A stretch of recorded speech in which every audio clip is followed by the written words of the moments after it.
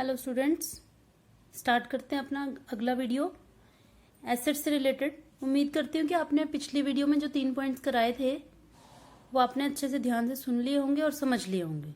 हम आगे फर्दर बढ़ते हैं। अब देखिए 3 पॉइंट्स कराए थे, एसेट्स, लायबिलिटीज और कैपिटल। उसमें से एसेट्स की बात करते हैं पहले। देखिए मैंने यहाँ लिखा है can be of more types. वैसे तो यहाँ 2 टाइप के लिखे हैं आपको, अभी करंट एसेट्स और फिक्स एसेट्स। अभी एक्चुअली आपकी स्टार्टिंग ही है, इसीलिए आपकी अभी मैं 2 ही एसेट्स बता रही हूँ, 2 टाइप के एसेट्स ही बता रही हूँ। होते तो बहुत टाइप के, देखो लिखा है can be of more types, but अभी आप ये समझ लीजिए, धीरे धीरे आपको सब कुछ आगे समझा देंगे। पहला है करंट एसेट्स, दूसरा है फिक्स एसेट्स। इसको हिंदी में चालू संपत्तियां, ये स्थायी संपत्तियां। तो इसमें से पहले चालू संपत्तियों को समझते हैं। देखिए करंट एसेट्स कौन सी एसेट्स? वे सभी एसेट्स जो 1 साल यानी 12 महीने के अंदर दोबारा से कैश में कन्वर्ट हो जाती हैं, वो सभी करंट एसेट्स कहलाती हैं। इसका थोड़ा सा मैं आपको मतलब बताती हूँ। कल मैंने आपसे बात की थी कैपिटल और लायबिलिटी की, कि कैपिटल अपना पैसा और लायबिलिटी दूसरे का पैसा जो बिजनेस में लगाया जाता है। मान लेते हैं वो कल वाला एग्जाम्पल हमारा कि 5 लाख रुपए कैपिटल थी राम की और 2 और 1 लाख रुपए, 3 लाख रुपए उसकी लायबिलिटी थी। तो टोटल उसके पास 8 लाख रुपए थे। उस 8 लाख रुपए को वो खाली कैश में तो नहीं रखेगा और चीजों में कन्वर्ट कर देगा। तो सोचते हैं कि अगर एक पर्सन ने बिजनेस स्टार्ट करना है तो वो किस किस चीज में अपने पैसे को कन्वर्ट करेगा। जैसे माल में, माल मतलब स्टॉक में, बिल्डिंग में, फर्नीचर वगैरह वगैरह, इन सब चीजों में कन्वर्ट करना पड़ेगा। तो उनमें से वो एसेट्स जो दोबारा से घुमा फिरा के दोबारा से ही कैश में कन्वर्ट हो जाती हैं, वो तो होती है करंट एसेट्स। लेकिन सभी एसेट्स नहीं होती, उनमें से जो हो जाती हैं वो करंट एसेट्स हैं। कब हो जाती हैं? 12 महीने के अंदर अंदर मैक्सिमम कन्वर्ट हो जाती हैं, तो वो है आपकी करंट एसेट्स। इसमें एग्जांपल देखो, कैश इन हैंड और कैश एट बैंक, ये तो कैश में कन्वर्टेड ऑलरेडी है ही। इसके अलावा स्टॉक जिसे माल बोलते हैं, डेटर्स इसे देनदार बोलते हैं। देनदार कौन? जिन्हें उधार माल बेचा गया है। ये 1 साल के अंदर तो आपको पैसा दे ही देंगे, मैक्सिमम 90 डेज का उधार दिया जाता है, ज्यादा से ज्यादा, और कितना 100 दिन का, 120 दिन का, वो मतलब 1 साल से कम टाइम पीरियड के अंदर वो पैसा आपका दे ही देंगे। तो मैक्सिमम 12 मंथ्स का टाइम पीरियड होता है जब ये चीजें कैश में कन्वर्ट हो जाती हैं। अब स्टॉक की बात देख लेते हैं। स्टॉक 1 साल में कैश में कन्वर्ट कैसे होगा? देखो जैसे सपोज आपने माल खरीदा, तो माल खरीदने के बाद ऐसा थोड़ी है कि वो माल रखा ही रहेगा, माल बिकेगा, यानी कैश में बिक गया तो साथ साथ ही पैसे आ जाएंगे। अगर उधार बिका तो पहले वो डेटर्स बने, डेटर्स फिर जाके कभी आपको 2-4 महीने में पैसा दे देते हैं। तो मतलब कहने का कि घुमा फिरा के वो 1 साल के अंदर कैश में कन्वर्ट हो जाते हैं। तो ये सभी, और इनके अलावा भी और भी नाम आएंगे, धीरे धीरे सब बता देंगे आपको। तो ये तो हुई आपकी करंट एसेट्स। अब ये हैं फिक्स एसेट्स, स्थायी संपत्तियां। अब ये कौन सी एसेट्स? देखिए वे सभी एसेट्स जिन्हें बिजनेस में लॉन्ग टर्म यूज के लिए परचेज किया जाता है। बिजनेस में गुड्स और सर्विसेज को प्रोड्यूस करने के लिए यूज किया जाता है, ना कि रीसेल पर्पस के लिए। इसमें एग्जांपल आपके आते हैं जैसे बिल्डिंग हो गई, प्लांट एंड मशीनरी होगी, फर्नीचर हो गया, मोटर व्हीकल हो गया। अब इसमें से बिल्डिंग है, बिल्डिंग का मतलब तो आप जानते ही हैं। देखो बिल्डिंग कोई बार बार खरीद के बेचने के लिए प्रॉपर्टी डीलिंग का काम थोड़ी कर रहे हैं हम। आपको सपोज कीजिए कोई फैक्ट्री चलानी है तो बिल्डिंग अपनी लेनी पड़ेगी या किराए पर लेनी पड़ेगी। अगर आपने अपनी ली है तो उसके लिए जो पैसा खर्च किया है तो वो आपकी फिक्स एसेट बन गई है। मशीनरी, ये भी आपकी फिक्स एसेट है, इससे बार बार थोड़ा बेचा जाएगा। अभी प्लांट का मतलब क्या है? देखिए प्लांट का मतलब ये प्लॉट नहीं है, PLOT प्लॉट नहीं बोल रही मैं, PLANT प्लांट, ये आपके लिए नया वर्ड है।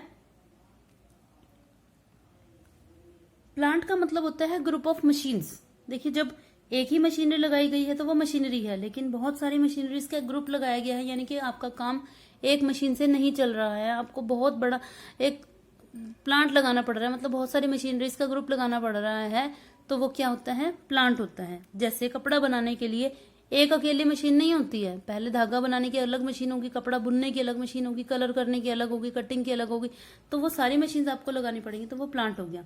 तो ये भी रीसेल पर्पस के लिए नहीं होता, ये भी आपकी फिक्स एसेट्स में आता है। फर्नीचर हो गया आपका, मोटर व्हीकल्स हो गए, जैसे 4 व्हीलर्स हो गए या 2 व्हीलर्स हो गए, जो भी आपने अपने बिजनेस में यूज करने के लिए लिए गए हैं। देखो इसको दोबारा से देखते हैं कि वे सभी एसेट्स जिन्हें बिजनेस में लॉन्ग टर्म यूज के लिए खरीदा जाता है और गुड्स और सर्विसेज के प्रोडक्शन के लिए यूज किया जाता है। जैसे मशीन को यूज किया जाएगा, गुड्स और सर्विसेज तभी तो प्रोड्यूस करोगे ना, और रीसेल पर्पस के लिए नहीं।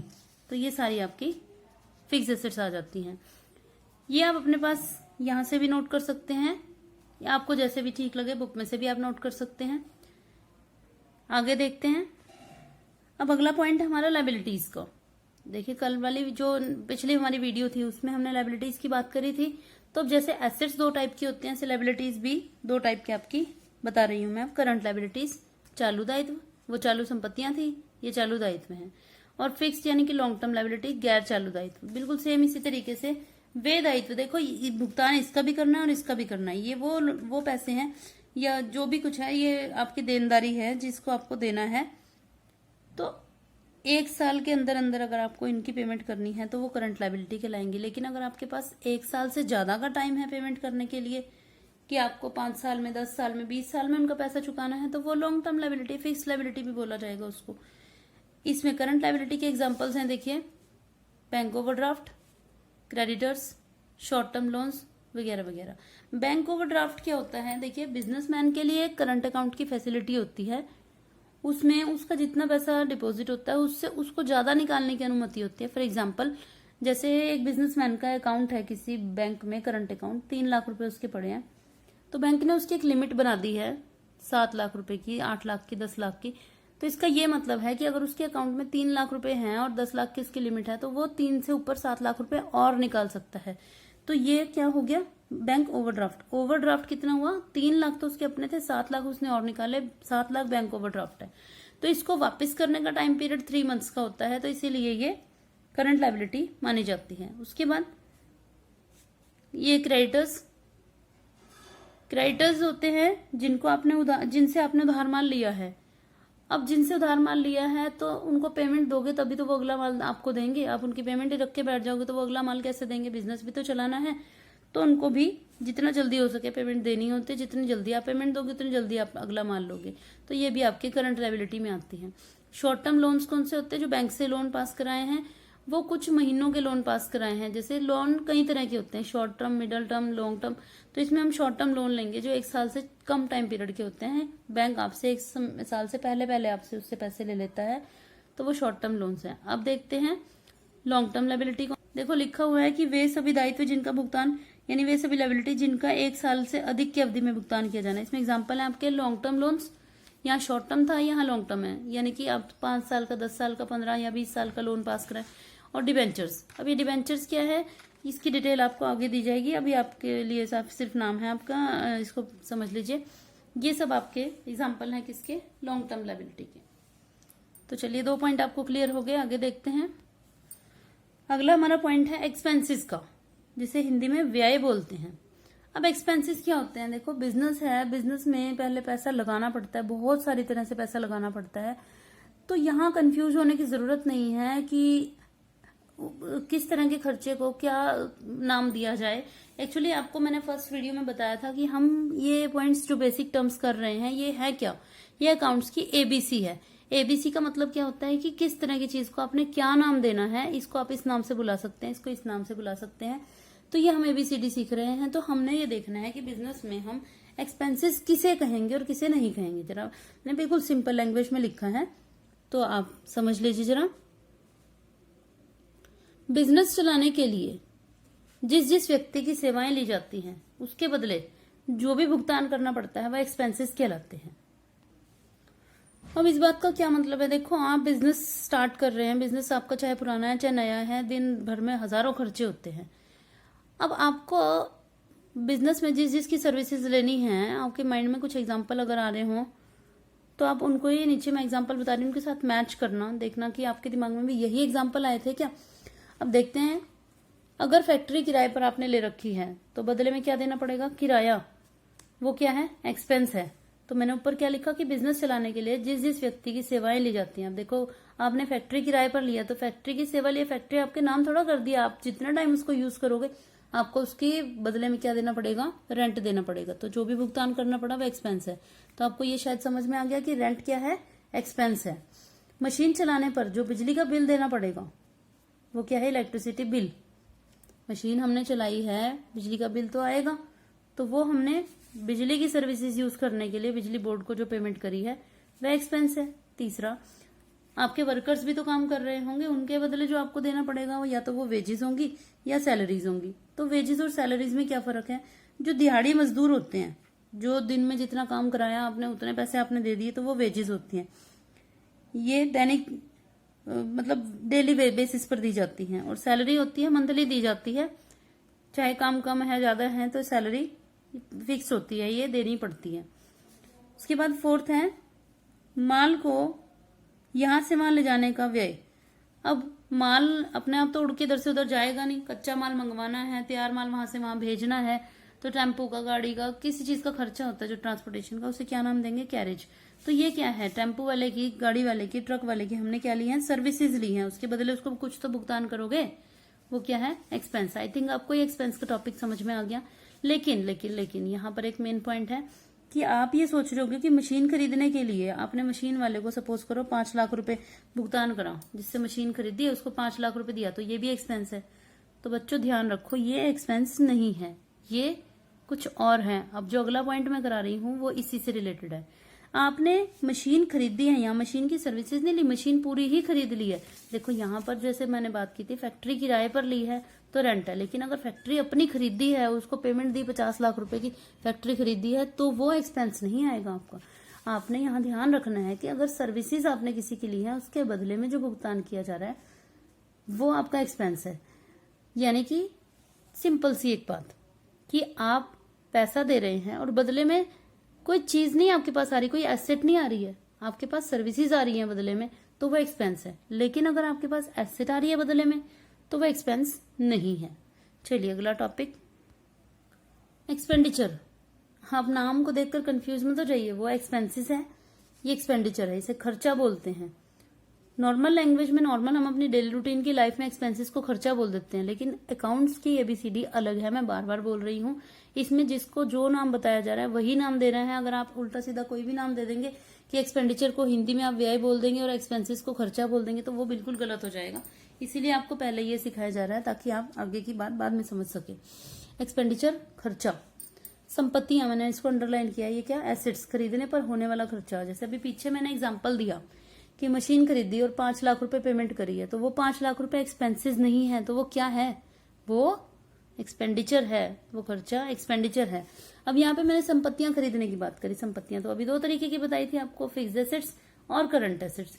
देखिए ये बड़े गौर से समझने वाला बात है, ये बात आपको बिल्कुल ध्यान से समझनी है, क्योंकि वीडियो के एंड में मैं आपसे 4-5 क्वेश्चन पूछूंगी, वो इस टॉपिक से, जितने भी मैंने टॉपिक कराए हैं अभी, उन सबसे रिलेटेड होंगे, तो आपको उनका जवाब मुझे कमेंट बॉक्स में देना होगा।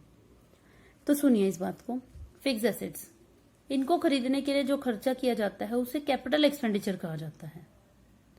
मतलब अगर मेरे को मशीनरी खरीदनी है और या बिल्डिंग खरीदनी है, तो उसके लिए जो भी खर्चा दिया जाएगा वो कैपिटल एक्सपेंडिचर, नाम याद रखेंगे आप, इसको हिंदी में पूंजीगत व्यय बोलते हैं, कैपिटल एक्सपेंडिचर कहा जाता है। और करंट एसेट्स को खरीदने के लिए जो खर्चा होता है उसे रिवेन्यू एक्सपेंडिचर कहा जाता है। या एसेट्स को चलाए रखने का खर्चा भी रिवेन्यू एक्सपेंडिचर होता है। अब मैं कुछ एग्जांपल बता रही हूँ आपको बिल्कुल बात समझ में आ जाएगी कि क्या होता है कैपिटल एक्सपेंडिचर, क्या रिवेन्यू एक्सपेंडिचर होता है। देखिए मेन पॉइंट्स मैंने आगे इसके केस 1, 2, 3। केस 1, अगर 5 लाख रुपए की मशीनरी नई खरीदी है अभी और 50,000 रुपए उसको इंस्टॉल करने पे और इस ट्रांसपोर्टेशन पे यहाँ से वहां लाने में और उसको लगाने में खर्चा हो गया, तो आपका कैपिटल एक्सपेंडिचर कितना हुआ, 5,50,000 रुपए, क्योंकि ये 50,000 रुपए भी इस नई मशीनरी की वजह से ही खर्च हुए हैं, तो ये आपका कैपिटल एक्सपेंडिचर हो गया 5,50,000 रुपए। आप इसका स्क्रीनशॉट लेके अपने पास नोट कर सकते हैं इसको। दूसरा है सेकेंड हैंड मशीनरी, 2 लाख रुपए में ली। सेकेंड हैंड मशीनरी अभी खरीदी मैंने किसी से, पुरानी मेरे को मिल गई मशीनरी, नई तो 5 लाख की थी, मुझे लगा सेकेंड हैंड मशीनरी चलो 2 लाख रुपए में मिल रही है और इस पे रिपेयर के 80,000 रुपए तो लगेंगे, चलो वो भी खर्च हो गए। तो अब मेरा कैपिटल एक्सपेंडिचर कितना हुआ, 2,80,000 रुपए।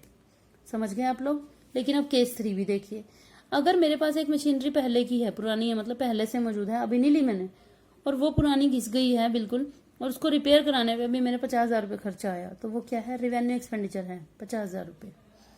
तो यहाँ मैंने देखो लिखा था कि एसेट्स को चलाए रखने का खर्चा, यानी कि एसेट्स को अपनी जगह पर मेंटेन करने के लिए जो खर्चा होता है ताकि वो वर्किंग कंडीशन में रहे, वो खर्चा आपका रिवेन्यू एक्सपेंडिचर कहलाता है। चलिए नेक्स्ट टॉपिक, परचेजेस।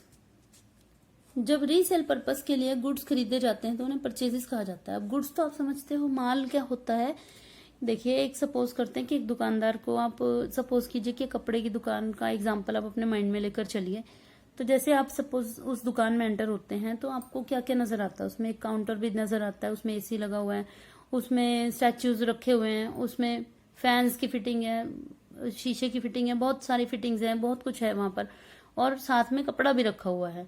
तो अब ये जो सब कुछ जिन चीजों का मैंने नाम लिया, ये सब क्या है? टोटल मिला के एसेट्स हैं ये। इनमें से कुछ एसेट्स फिक्स एसेट हैं, कुछ करंट एसेट्स हैं। तो करंट एसेट्स में से भी जो कपड़ा है बेचने के लिए रखा गया है, अब देखो जो वहां पर काउंटर है वो बेचने के लिए नहीं रखा हुआ, वो किस लिए रखा है? ताकि बिजनेस को चलाए रखने के लिए, बिजनेस को रन करने के लिए जो चीजें फिक्स लॉन्ग टर्म के लिए चाहिए वो होती है फिक्स एसेट्स। अब ये जो सारी एसेट्स मैंने नाम लिया, इनमें से जो कपड़ा है वो क्या है? आपका माल, गुड्स। तो देखो उसको किस लिए लिया गया है? अपने पास रखने के लिए थोड़ी ना रखा है उन्होंने, रीसेल पर्पस के लिए गुड्स खरीदे जाते हैं। जब उन्हें खरीदा गया है तो उसे परचेजेस कहा जाएगा। अगर उधार खरीदा गया है तो क्रेडिट परचेज, नगद खरीदा गया तो कैश परचेज। और परचेज रिटर्न क्या? इसको रिटर्न आउटवर्ड भी कहा जाता है कि जब परचेज किया हुआ माल वापस किया जाता है। जरूरी तो नहीं है कि परचेज किया हुआ माल हमें पसंद आ जाए, हो सकता है कि हमारे ऑर्डर के अकॉर्डिंग नहीं है तो हमने वापस भिजवा दिया, तो वो रिटर्न आउटवर्ड या परचेज रिटर्न कहा जाएगा उसको। अब इसमें मेन पॉइंट क्या है? देखो बच्चा, एसेट्स को खरीदने के लिए जो पैसा दिया जाता है उसे परचेजेस नहीं कहा जाएगा। नॉर्मल लैंग्वेज में तो हम क्या करते हैं कि परचेजेस किसी चीज के लिए भी यूज कर लेते हैं। जैसे आई हैव परचेज्ड 2 टॉफीज, मैंने 2 टॉफीज खरीदी। I have purchased a new bungalow, मैंने एक नया बंगला खरीदा है। तो 2 रुपए की टॉफी खरीदी तो भी परचेज बोल रहे हैं, और 2 करोड़ रुपए का बंगला खरीदा तो भी परचेज। लेकिन अकाउंट्स में ऐसा नहीं होता। परचेजेस वर्ड आप तभी यूज करोगे जब आपने गुड्स खरीदे हैं। एसेट्स को खरीदने को परचेज नहीं बोलते। एग्जाम्पल देखिए आप, एसेट्स को खरीदने को परचेज नहीं कहा जाएगा। For example, a firm purchases machinery 5 lakh रुपए और गुड्स 2 लाख रुपए। एक फर्म ने मशीनरी भी खरीदी 5 लाख की और गुड्स भी खरीदे, तो इसमें परचेजेस की आएगी सिर्फ 2 लाख, और बाकी की जो 5 लाख है उसे मशीनरी कहा जाएगा, परचेजेस नहीं कहा जाएगा। नेक्स्ट देखिए, सेल्स। बिल्कुल क्रय से यानी कि परचेजेस से बिल्कुल अपोजिट। गुड्स को बेचने को ही सेल्स कहा जाएगा। उधार बेची तो क्रेडिट सेल, नगद बेची तो कैश सेल्स। और रिटर्न को बेचे गए माल की वापसी, अगर किसी को हमारा माल पसंद नहीं है तो उसने वापस दे दिया तो इसे रिटर्न इनवर्ड्स भी कहा जाएगा। इसके मेन पॉइंट्स क्या कि अगर एसेट्स को बेचा जाए तो उसे सेल्स नहीं कहा जाएगा। वही मैं बात बताऊं बार बार आपको कि सिंपल लैंग्वेज में तो जो नॉर्मल हमारी रूटीन की भाषा होती है, जो नॉर्मल जिंदगी की, उसमें तो हम कहते हैं कि मैंने ये सामान बेचा, वो बेचा, तो सबको सेल बोल देते हैं। लेकिन अकाउंट्स में ऐसा नहीं है। अकाउंट्स में सेल्स किसे कहा जाएगा? सिर्फ गुड्स के बेचने को। देखिए मैंने इसमें एग्जांपल लिखा है कि एक फर्नीचर बेचने वाले की दुकान, सपोज एक दुकान है जहां पर फर्नीचर बेचा जाता है, तो वहां से 2.5 लाख रुपए का फर्नीचर बेचा गया। फर्नीचर बेचने की दुकान है तो उसका फर्नीचर क्या है? गुड्स, 2.5 लाख रुपए का। और उसने साथ साथ ही 50,000 रुपए के अपने पुराने पंखे, एसी कबाड़ पड़ा था उसके पास, वो बेचा। तो यहाँ सेल्स 3 लाख रुपए लग रही है आपको? नहीं है, सेल्स 2.5 लाख रुपए है। ठीक है बच्चों, तो उम्मीद करती हूँ कि आपको ये मेरा टॉपिक, मेरी कोशिश अच्छी लगी होगी, आपको समझ आया होगा। मैं बहुत कोशिश कर रही हूँ कि आपको बहुत बहुत सिंपल तरीके से बात समझाने की। तो बच्चों, अगर आपको मेरी ये वीडियो पसंद आई हो तो प्लीज़ शेयर, लाइक और सब्सक्राइब कीजिए। और नीचे कमेंट बॉक्स में जो अब मैं ये क्वेश्चंस दे रही हूँ, इनके आंसर आप मुझे ज़रूर से ज़रूर दीजिए। थैंक्स फॉर वॉचिंग बच्चों।